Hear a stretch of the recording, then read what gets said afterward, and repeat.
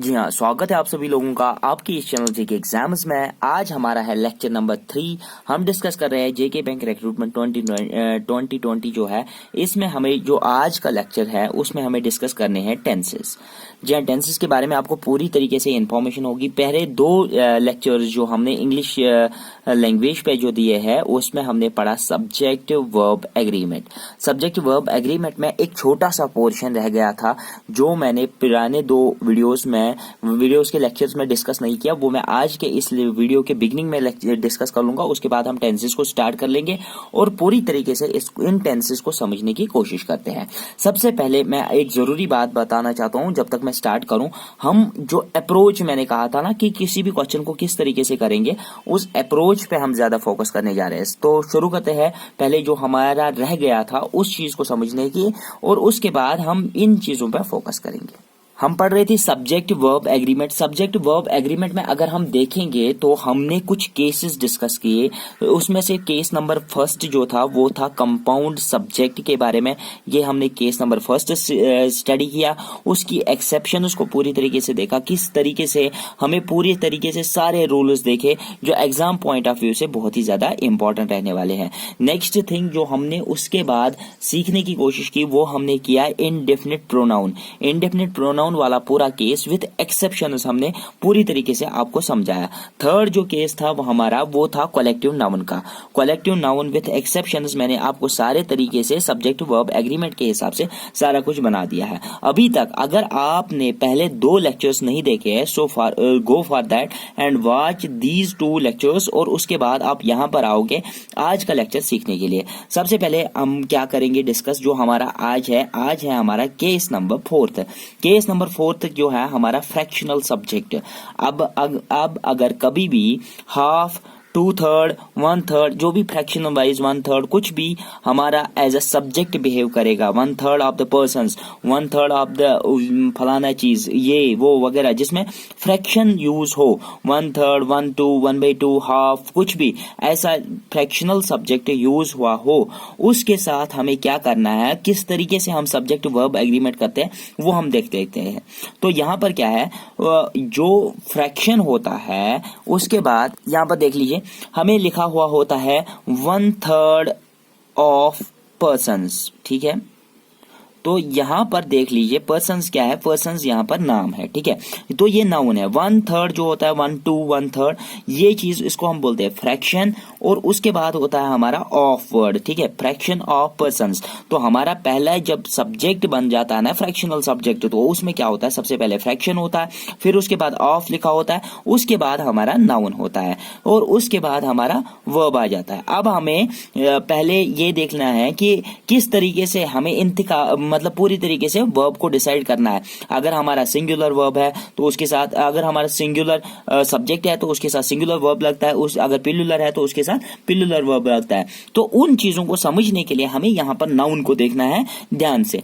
अब अगर हमारा नाउन है अनकाउंटेबल, मतलब अगर हमारा नाउन शुगर सैंड या लैंड जैसा हो, शुगर सैंड या लैंड जैसा हो जो हम काउंट नहीं कर सकते हैं, अनकाउंटेबल से, क्या सैंड को हम काउंट कर सकते हैं? नहीं सर, सैंड को हम काउंट नहीं कर सकते हैं कितनी सैंड है।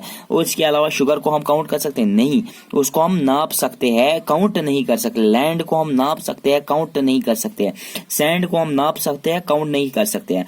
तो अगर इनमें नाउन जो होगा वो अगर अनकाउंटेबल नाउन होगा तो तब जाके हमारा जो वर्ब है वो वर्ब हमें कौन सा यूज करना है, वी यूज सिंगुलर वर्ब।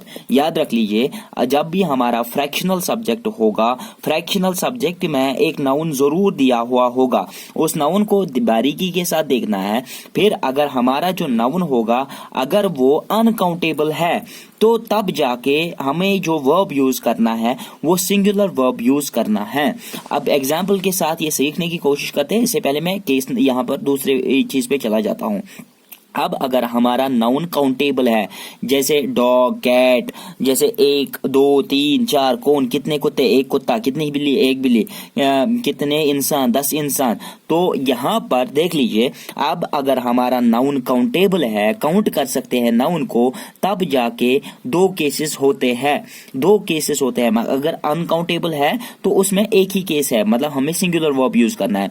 अब अगर काउंटेबल है तो उसमें 2 केसेस हैं। इफ सिंगुलर, अगर वो मतलब जैसे यहाँ पर डॉग है, डॉग सिंगुलर है, तो डॉग्स अगर आएगा तो वो प्लूरल बन जाएगा। तो इसी तरीके से अगर हमारा अब ये नाउन ही सिंगुलर है तो हमें सिंगुलर वर्ब यूज करना पड़ेगा। अब अगर हमारा नाउन जो यहाँ पर दिया गया है, अगर वो काउंटेबल है और उसके बाद प्लूरल है, तो हमें प्लूरल वर्ब भी यूज करना पड़ेगा। अब हम पूरी तरीके से इस चीज को एग्जाम्पल के जरिए समझने की कोशिश करते हैं। इससे पहले मैं आपको एक बार फिर से रिवीजन ले लेता हूँ। फ्रैक्शनल सब्जेक्ट, अब अगर हमारा फ्रैक्शनल सब्जेक्ट आ जाता है, जैसे हाफ, 1/3, 1/4, 1/2, अब उस वक्त जो हमारा सेंटेंस होता है वो इस सूरत में होता है। उसमें सबसे पहले होता है फ्रैक्शन 1/2, 1/3, उसके बाद ऑफ लिखा होता है, उसके बाद नाउन दिया होता है, उसके बाद हमें वर्ब देखना पड़ता है कौन सा वर्ब इसके साथ एडजस्ट होगा। सबसे पहले हमें क्या करना है, नाउन को देखना है, फ्रैक्शन को नहीं देखना है, वर्ब को नहीं देखना है, हमें नाउन को देखना है।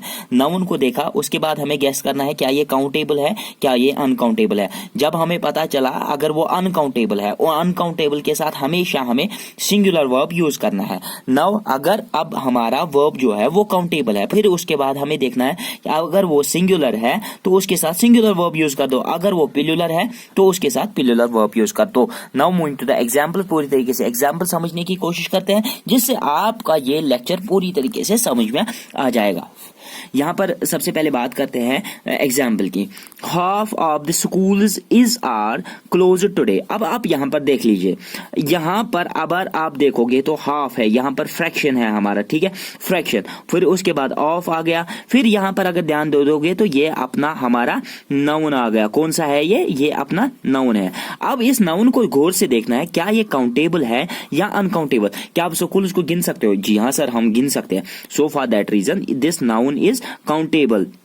जब ये हमारा नाउन काउंटेबल आ गया तो अब उसके बाद हमें देखना है क्या ये सिंगुलर है। इस वाली एग्जांपल पे जाओ, काउंटेबल आ गया तो उसके बाद हमें क्या देखना है, क्या ये सिंगुलर है प्लूरल। स्कूल अगर लिखा हुआ होता तो सिंगुलर होता, बट अगर हम देखेंगे तो स्कूल्स लिखा तो हुआ है, तो ये हमारा प्लूरल मतलब नाउन है। जब ये प्लूरल नाउन है तो हमें क्या पड़ा ऊपर सर, उसके साथ प्लूरल वर्ब यूज होता है। सो फॉर दैट रीजन हम कौन सा यूज करेंगे, इज करेंगे, आर करेंगे। सर आर डेफिनेटली करेंगे क्योंकि प्लूरल वर्ब करना है। क्लोज्ड टुडे, पूरी तरीके से एग्जांपल समझ में आ गई। अब इसमें कोई भी कंफ्यूजन आगे जाके नहीं होना चाहिए। अब यहां पर एक और एग्जांपल देख लेना, 1/3 ऑफ द सैंड, यहां पर देख लीजिए 1/3 ऑफ द सैंड, 1/3 ये हमारा फ्रैक्शन है और ये ऑफ है और ये हमारा सैंड जो है वो नाउन है।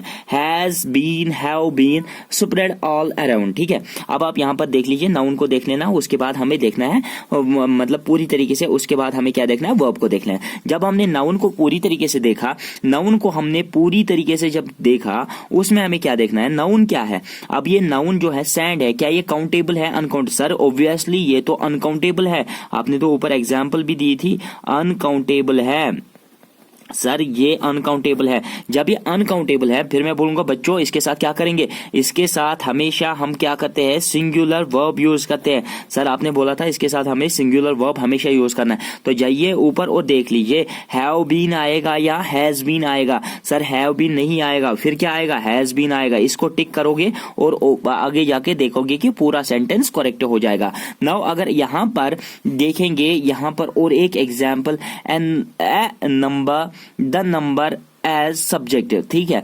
यहाँ पर एक और केस है, देख लीजिए यहाँ पर, मतलब ये पूरी तरीके से केस नंबर 5 बन जाएगा हमारा ये। अब अगर ए नंबर या द नंबर, पूरी तरीके से कभी लिखा होता है ए नंबर, कभी लिखा होता है the number as our subject. पूरी तरीके से अगर आप देखोगे, मैं एग्जाम्पल के पूरी तरीके से दिखा दूंगा, कभी दिखा हुआ है ए नंबर या द नंबर एज हमारा सब्जेक्ट होता, उस वक्त हम किस तरीके से वर्ब का एग्रीमेंट करेंगे।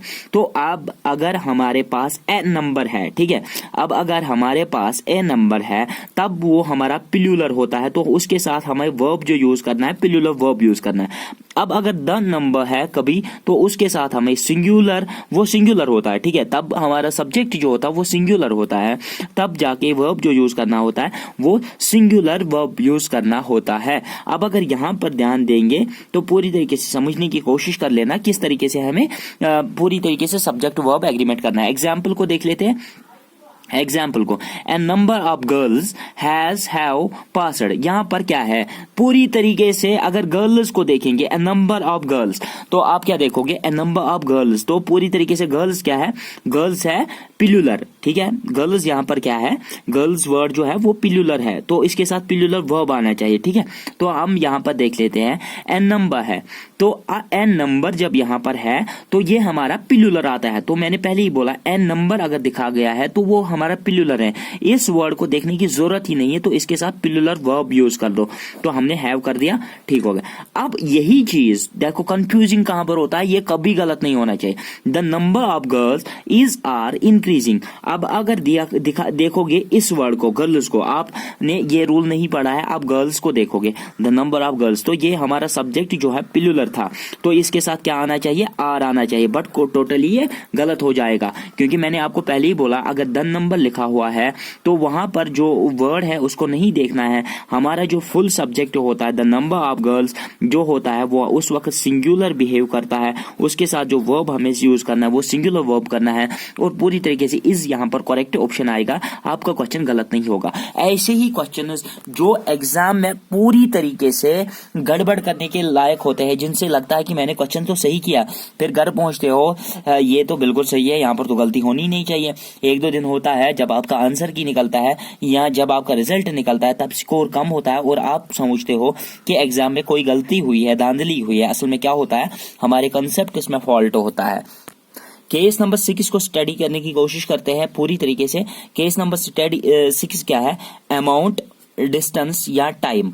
अब अगर हमें दिया गया है सब्जेक्ट, जो हमारा सब्जेक्ट होगा, जो मैंने पहले भी बोला है कि सब्जेक्ट क्या होता है, अब अगर हमारे सेंटेंस में सब्जेक्ट होगा कभी अमाउंट, कुछ पैसे, यहाँ कुछ डिस्टेंस, यहाँ कुछ टाइम, उस वक्त हमारा जो ऑलवेज सिंगुलर होते हैं, ठीक है, तो जो हमारा सब्जेक्ट होगा वो ऑलवेज सिंगुलर बिहेव करेगा, उसके साथ जो हमें वर्ब यूज करना है वो हमें सिंगुलर वर्ब यूज करना है।